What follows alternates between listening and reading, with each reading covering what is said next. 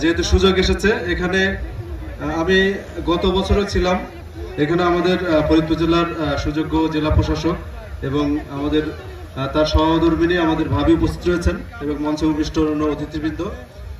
এটা আসলে ফরিদপুরে আমি প্রায় 2 বছরের অধিক কর্মরত রয়েছি। যতগুলো ইভেন্ট আমি এখানে অংশগ্রহণ করেছি এর ভিতরে সবচেয়ে আনন্দ জনক এবং সবচেয়ে সুন্দর একটি অনুষ্ঠান হলো এই ঘুড়ি উৎসব। এবং আমি সারা জীবন এই ঘুড়ি উৎসবের যে আনন্দ এবং যে ওপেন স্পেসে মানুষের যে উচ্ছ্বাস, মানুষের যে আবেগ অনুভূতি, এটা সারা জীবন আমাকে এই ফরিদপুরে টেনে নিয়ে আসবে। এজন্য যারা এর আয়োজক এবং যারা এখানে অংশগ্রহণ করেন, ফরিদপুরের সর্বস্তরের একেবারে ছেলে বুড়ো থেকে শুরু করে যুবক তরুণ যুবতী সব শ্রেণী পেশার মানুষ কিন্তু এখানে এই অনুষ্ঠানে অংশগ্রহণ করে। তো আমি মনে করি ফরিদপুর জেলার জন্য এটি একটি ইউনিক একটি প্রোগ্রাম। এটি ভবিষ্যতে আরো ভালো করবে, এটা আমি প্রত্যাশা করি। আমার মনে হয় ঘুড়ি উৎসব এরকম কক্সবাজারে আমরা দেখি, কক্সবাজারে একটা ঘুড়ি উৎসব হয় আরো বর্ণাঢ্য। তো ভবিষ্যতে হয়তো এটা 8ম ঘুড়ি উৎসব হতে যাচ্ছে। ভবিষ্যতে যে ঘুড়ি উৎসবগুলো হবে আমার মনে হয় বাংলাদেশের একটি অনন্য সাধারণ একটি উদাহরণ হয়ে ফরিদপুরের এই ঘুড়ি উৎসব সামনের দিকে জায়গা করে নেবে। আমি এই ঘুড়ি উৎসবের সামগ্রিক মঙ্গল কামনা করে এবং সবাই যেন আমরা একসাথে আনন্দ উপভোগ করতে পারি। পাশাপাশি বলতে চাই এই উৎসবে গতবার দেখেছি এখানে কেউ কেউ হারিয়ে যায়, তারপরে অনেকেই আমাদের ডিসি মহোদয় বলেছেন যে মাদকের বিষয়টা আমাদের খেয়াল রাখতে হবে। প্লাস এখানে যেহেতু বিভিন্ন বয়সের নারী, শিশু, ইভেন অনেক বয়স্ক মানুষও আসে, সো শিশু এবং বৃদ্ধ নারীদের প্রতি আমাদের সহনশীলতা যেমন থাকবে, এখানে সার্বিক শৃঙ্খলা আমরা নিজেদের উদ্যোগে আমরা মেনটেন করব, সেই স্বনির্বন্ধ অনুরোধ জানিয়ে সার্বিক সফলতা এই ঘুড়ি উৎসবের কামনা করে আমার বক্তব্য শেষ করছি। ধন্যবাদ সবাইকে। আসসালামু আলাইকুম। ধন্যবাদ স্যারকে তার মূল্যবান মতামত জানানোর জন্য। এই মুহূর্তে আমি অনুরোধ জানাবো আমাদের টাইটেল স্পন্সর পেপারটেক ইন্ডাস্ট্রিজ লিমিটেডের পক্ষে ফারিয়ান ইউসুফকে স্যারকে কিছু শুভেচ্ছা বক্তব্য দেওয়ার জন্য। জি, বিসমিল্লাহির রহমানির রহিম। আমার প্রিয় ফরিদপুরবাসী, আসসালামু আলাইকুম। আসলে আমরা পেপারটেক ইন্ডাস্ট্রিজের পক্ষ থেকে আর আমাদের পরিবারের পক্ষ থেকে, মন মিয়া সাহেব, কামাল উদ্দিন ইউসুফ সাহেব পরিবারের পক্ষ থেকে আমরা এই ঘুড়ি উৎসবের সাথে সংশ্লিষ্ট থাকার খুব গর্বিত বোধ করি। তো আশা করি এখানে আসলে আমাদের প্রধান অতিথি ডিসি মহোদয়ের সঙ্গে কথা বলে ফেলছেন। তো আপনারা এটা উপভোগ করেন, এনজয় করেন, অ্যান্ড আশা করি আমরা প্রতি বছর যেন আপনাদের সাথে এটা পার্টিসিপেট করতে পারি, থাকতে পারি। আমাদের জন্য দোয়া করবেন ইনশাআল্লাহ। জি, আসসালামু আলাইকুম।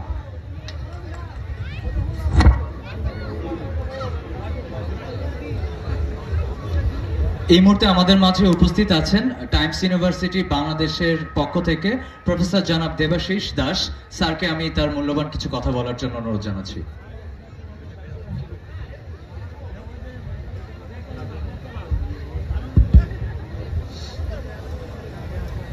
ধলার মোড়ের পদ্মার চড়ে মানুষ আছে হাজারে হাজারে, ঘুড়ি ওড়ে থরে থরে, কি আনন্দ নদীর চড়ে।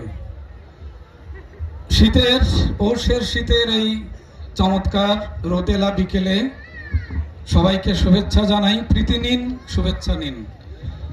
আমি টাইমস ইউনিভার্সিটির পক্ষ থেকে এখানে এসেছি। আসলে আমি সরকারি রাজেন্দ্র কলেজের ইংরেজি বিভাগের অধ্যাপক হিসেবে অবসরে গিয়েছি এবং এখন সম্প্রতি টাইমস ইউনিভার্সিটি বাংলাদেশে যোগদান করেছি অধ্যাপক হিসেবে।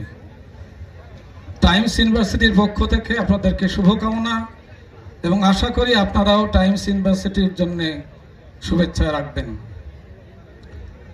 এই ঘুড়ি উৎসব এটি 8ম ঘুড়ি উৎসব। ঘুড়ি উৎসবের কথা মনে এলেই, মাথায় এলেই আমরা সবাই কিন্তু সেই শৈশবে হারিয়ে যাই। চলো শৈশবে হারিয়ে যাই, চমৎকার একটি স্লোগান।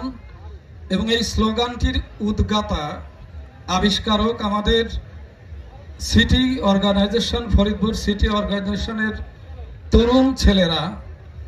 তারা এই চমৎকার স্লোগানটি নিয়ে যখন আমার কাছে এসেছিল, আমার ইংরেজি বিভাগের বেশ কয়েকজন ছাত্রের সঙ্গে যুক্ত, আমি মুগ্ধ হয়েছিলাম। আমরা কথায় কথায় বলি যে আমাদের তরুণরা বিপদগামী হয়ে যাচ্ছে, আমাদের প্রধান অতিথি মহোদয়, বিশেষ অতিথি মহোদয় বলেছেন যে আমরা মাদক থেকে মুক্ত হব, মাদকের থাবা থেকে মুক্ত হব। কিন্তু এই যে সিটি অর্গানাইজেশন, এর যারা আয়োজক, এই সংগঠনে যারা আছে, আপনারা জেনে খুশি হবেন তারা সবাই কিন্তু বয়সের তরুণ, তারাই কিন্তু এই সংগঠনটি করেছে। যাই হোক, এই অনুষ্ঠানটি, উৎসবটির কথা মাথায় এলেই আমি আসলে শিকড়ে ফিরে যাই, যেটা কি ইংরেজিতে বলে রুটস। ঘুড়ি উৎসব আমাদের বাঙালি জাতিসত্তার অন্যতম অনুষঙ্গ, বাঙালি ঐতিহ্যের অন্যতম অনুষঙ্গ, বাঙালি সংস্কৃতির অন্যতম অনুষঙ্গ। সেই ঐতিহ্যে, সেই সংস্কৃতি আমরা ফিরে পাই এই ছেলেদের হাত ধরে। যখন বলা হয় এসো চলো শৈশবে হারিয়ে যাই, তখন সত্যি সত্যি শৈশবে হারিয়ে যায়। এই যে হাজার হাজার মানুষ, অনেকেই আমার বয়সী আছেন, এমনকি আমার চেয়ে বেশি বয়সী আছেন, তরুণ যুবা আছেন, বিশেষ করে আমাদের সোনামণিরা, আমাদের শিশুরা, কিন্তু সবচেয়ে বড় কথা বড়রা আছেন।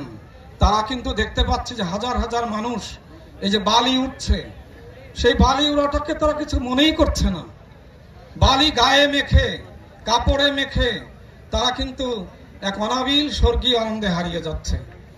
একটি দিনের জন্য হলেও তারা তাদের সন্তানদেরকে নিয়ে একটা ভরপুর আনন্দে নিজেদেরকে ভরিয়ে তুলছেন। এটি কম প্রাপ্তি নয়, এবং আমি আশা করব এটি চলতেই থাকবে। একদিন এই অষ্টম ঘুড়ি উৎসব ১০০তম ঘুড়ি উৎসবে পরিণত হবে।